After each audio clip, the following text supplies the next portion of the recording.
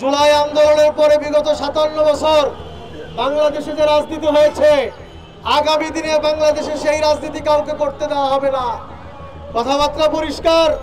কেউ যদি চিন্তা করেন আবার সেই রাজনীতিতে ফেরত যাবেন, গণমানুষ আর একটি জুলাই আন্দোলন ঘটাবে ইনশাআল্লাহ। প্রিয় ভাইরা আমার, পিআর সিস্টেমে আমরা নির্বাচন চেয়েছি। তারা বলে পিআর সিস্টেমে নির্বাচনে দেশের মানুষ বোঝে না। পিআর সিস্টেমে নির্বাচন করতে গেলে অনেক অসুবিধা।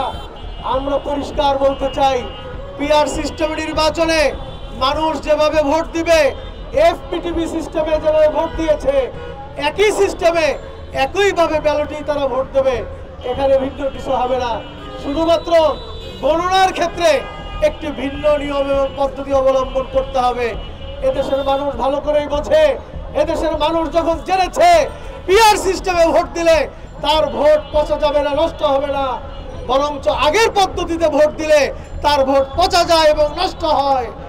এজন্য এদেশের মানুষ আগ্রহী হয়ে আছে, অধীর আগ্রহে তারা সময় গুনছে। তারা পিআর সিস্টেমে ভোট কখন হবে সেই ভোটে তারা নির্বাচন দেবে।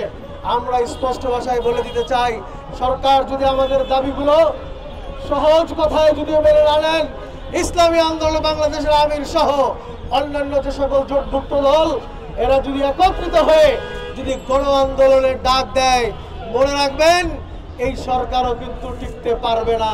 যারা প্রতিবাদ করছেন, বিরোধিতা করছেন, আমরা তাদের আন্দোলনও চিনি, তাদের চেহারাও কিন্তু আমরা জানি। আপনারা কি প্রতিবাদ করতে পারবেন তাও আমরা জানি।